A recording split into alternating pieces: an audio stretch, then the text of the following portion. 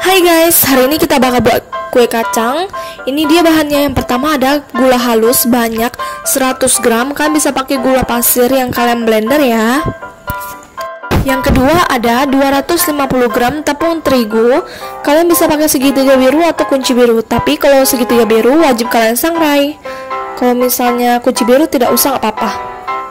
Untuk pengganti butternya kita pakai minyak goreng, jadi jangan di skip sama sekali. Ini kita pakai 150 ml atau sebanyak 15 sendok makan. Lalu ada kacang tanah. Di sini aku pakainya itu yang kacang tanah yang udah dikupas kayak gini.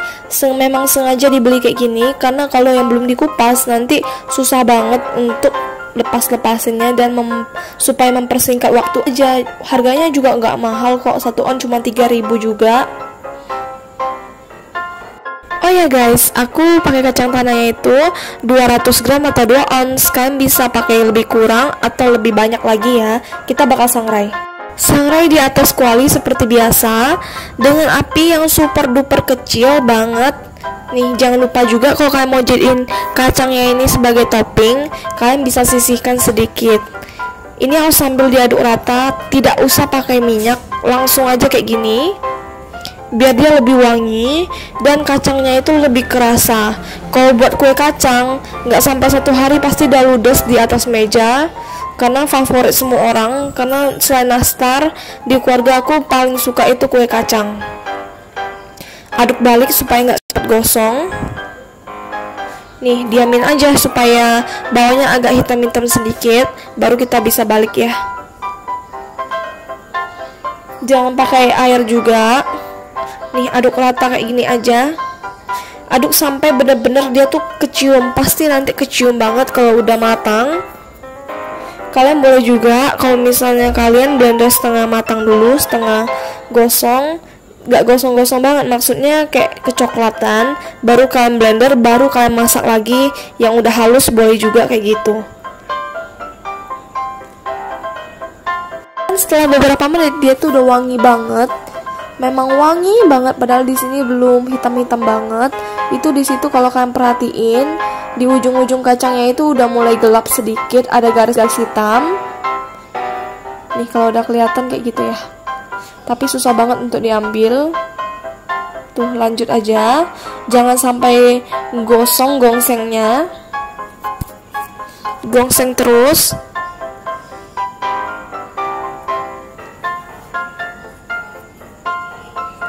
Saya pernah buat pakai selai kacang, nggak pakai kacangnya kayak gini. Rasanya kurang nendang ya kacangnya. Kalau pakai kayak gini lebih favorit ke semua orang karena saya udah coba beberapa kali. Tetap resep ini yang paling andalan dan langsung lumer dan langsung melting gitu kacangnya di mulut.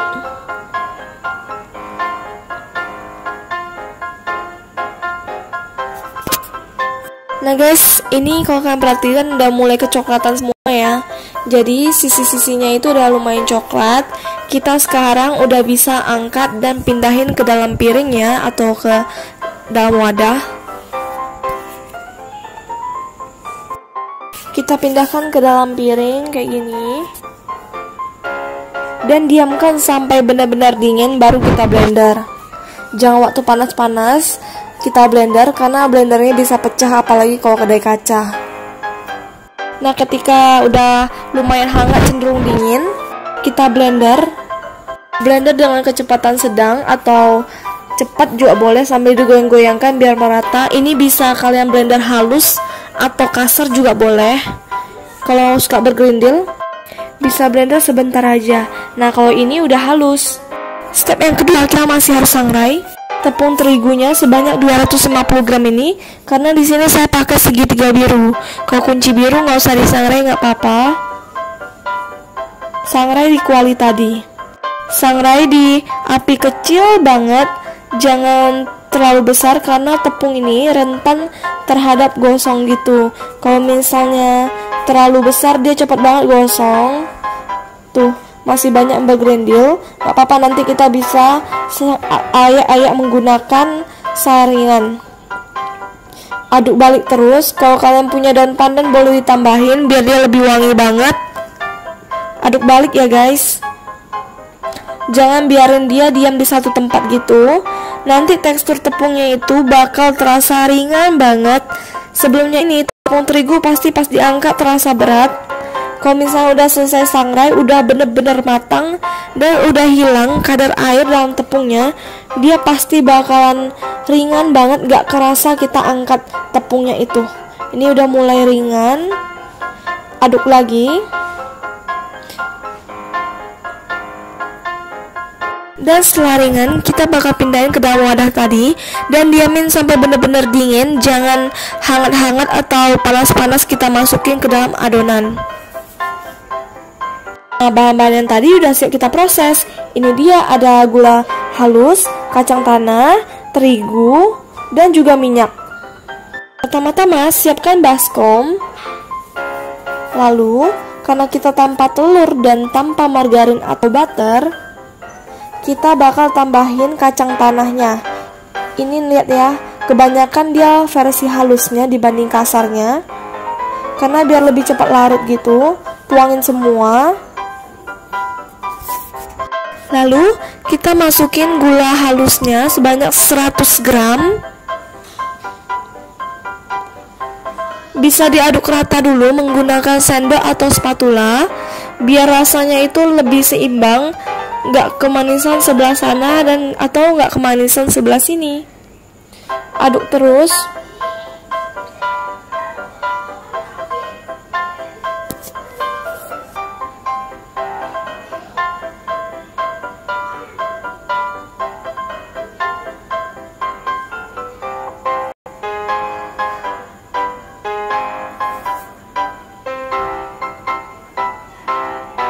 Siapkan tepung terigunya tadi. Karena tadi kita sangrai, kita bakal siapin juga saringan kayak gini atau ayakan yang lubangnya lumayan halus. Kita ayak kayak gini biar lebih cepat. Bisa pakai sendok, tuh langsung kelihatan yang mana bergerindil. Itu bisa kita haluskan menggunakan sendok. Tapi kalau kita nggak bisa haluskan, kita bisa buang langsung, karena dia bakal membuat tekstur cookiesnya tidak mulus nantinya. Masukin lagi, ayak secara perlahan semuanya. Bahan-bahannya gampang banget didapat. Ini kue kacang ala kampung zaman dulu banget.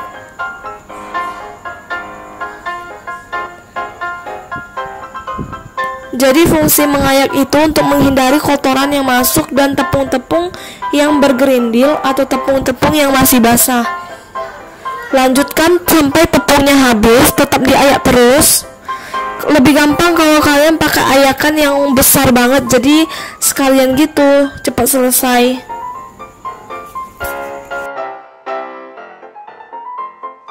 Nah guys, ini udah aku masukin semua tepung yang udah aku ayak. Lalu kita aduk rata lagi. Ini udah bersih dari kotoran-kotoran. Aduk rata lagi biar komposisinya itu lebih menyatu dan homogen.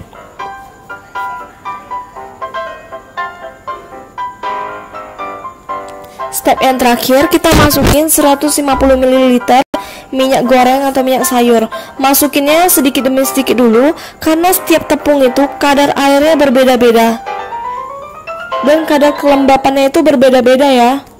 Aduk rata dulu sampai benar-benar dia tuh kalis, tidak terlalu basah dan tidak terlalu kering. Kalau terlalu basah masih bisa diakalin dengan tepung terigu. Kalau terlalu kering bisa ditambahin dengan minyak. Jadi masukinnya itu sedikit demi sedikit. Kayak gini kan masih kurang, masih banyak yang belum nyatu dan masih banyak yang kering. Aduk lagi sampai rata. Aduknya aduk balik supaya kita tahu masih ada nggak minyak yang di balik adonan yang belum kecampur rata. Ini udah mulai homogen. Tinggal kita tekan-tekan aja. Ini adonannya itu tanpa mixer. Kue kering di sini resep-resepnya itu dijamin gampang-gampang semua dan kebanyakan tanpa mixer. Tambahin lagi minyak gorengnya. Aduk rata lagi.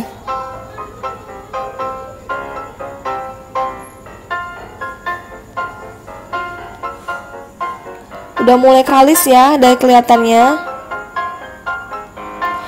Pokoknya ini kacangnya mantul banget dan kerasa banget.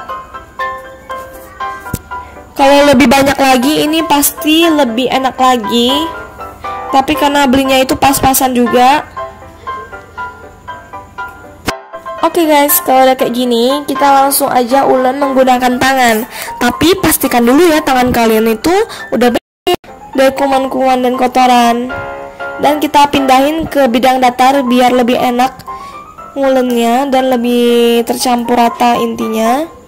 Remas-remas. Kalau untuk cookies atau kue kering, lebih disarankan ngadonnya itu diremas-remas supaya tepung-tepung yang bergerindil atau yang keselip-selip gitu bisa langsung hancur. Bisa kita gilas juga menggunakan rolling pin biar langsung kelihatan. Bisa kalian pakai cetakan kayak gini, love, bulat, bulan sabit, atau apapun itu. Bisa juga siapkan plastik lembaran kayak gini. Tingkat ketebalannya disesuaikan dengan selera masing-masing ya. Ini kita ambil sedikit adonannya sesuai kapasitas yang bisa kita ulen. Kita pipihkan bisa menggunakan rolling pin atau gelas, atau bisa langsung pipihkan menggunakan plastik lembaran kayak gini. Jadi lebih higienis dan lebih rata. Seperti yang tadi saya bilang, tingkat ketebalannya bisa disesuaikan. Ini saya memakainya itu sekitar 1 cm atau sampai cetakannya itu penuh bagian hatinya itu. Kalian bisa lihat dia tuh lumayan tebal, tapi nggak terlalu tipis juga ya. Langsung kita tata aja di loyang kalau udah kayak gini. Cetak sampai semuanya habis.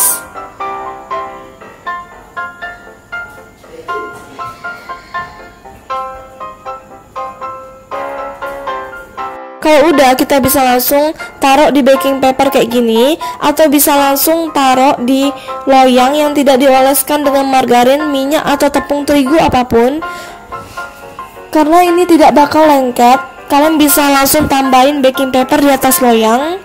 Tapi kalau mau cetak dulu semua juga boleh. Lanjut cetak lagi sampai habis, seperti yang tadi saya bilang. Tuh, langsung full gitu kan ke dalam cetakannya. Angkat lagi, cetak lagi. Nah guys, ini udah kita siap cetak semua. Banyak banget hasilnya. Ini kira-kira pasti dapat 2 loyang gitu. Seperti yang tadi saya bilang, kita ukur baking paper, atau kalian tidak mau pakai baking paper boleh juga. Nggak usah dioles apapun, nggak masalah. Tapi lebih baik dipakaikan dengan baking paper karena kita akan menggunakan olesan kuning telur. Kalau olesan kuning telur itu berpotensi loyangnya nanti bakal susah dibersihkan. Susun agak diberi jarak sedikit biar lebih rapi. Untuk bahan olesannya, siapkan 1 butir kuning telur. Ini pakai kuning telurnya aja biar warnanya lebih bagus. Masukin 1 sendok makan minyak sayur. Jadi perbandingannya 1:1. Dan gak lupa juga kita masukkan 1 sendok makan susu kental manis biar dia lebih kinclong. Dan kita aduk rata. Bisa juga pakai susu cair 1 sendok makan. Nah ini guys, ini udah siap ya. Sekarang tinggal kita oles aja menggunakan kuning telur. Jangan lupa pakai kuas. Di sini saya pakai kacang tanahnya yang kayak gini, yang mentah belum dipanggang atau apapun itu. Ditekan kayak gitu. Sebelum dioles kuning telur, kita langsung cetak di atas cetakan loaf-nya gini. Supaya nanti kita langsung oles aja menggunakan kuning telur biar lebih mengkilap kacangnya. Kalian bisa tambahkan topping almond atau apapun sesuka hati kalian. Atau kalau polosan juga udah bagus. Mau pakai wijen juga oke juga. Lakukan sampai habis, sampai seterusnya.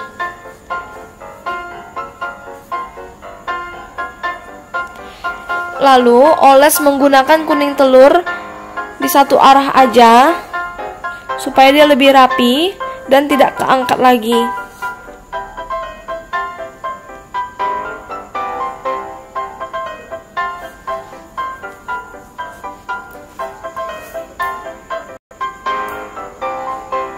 Nah guys, ini udah siap ya. Semua udah kinclong. Sekarang tinggal kita panggang. Tuh, banyak kan hasilnya. Kita masukkan ke dalam oven dan kita panggang di oven yang udah kita panaskan terlebih dahulu selama 10 menit di api 140 derajat Celcius.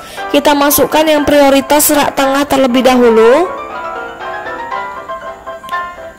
Lalu kita tutup dan panggang di suhu 140 derajat Celcius selama 30-40 menit.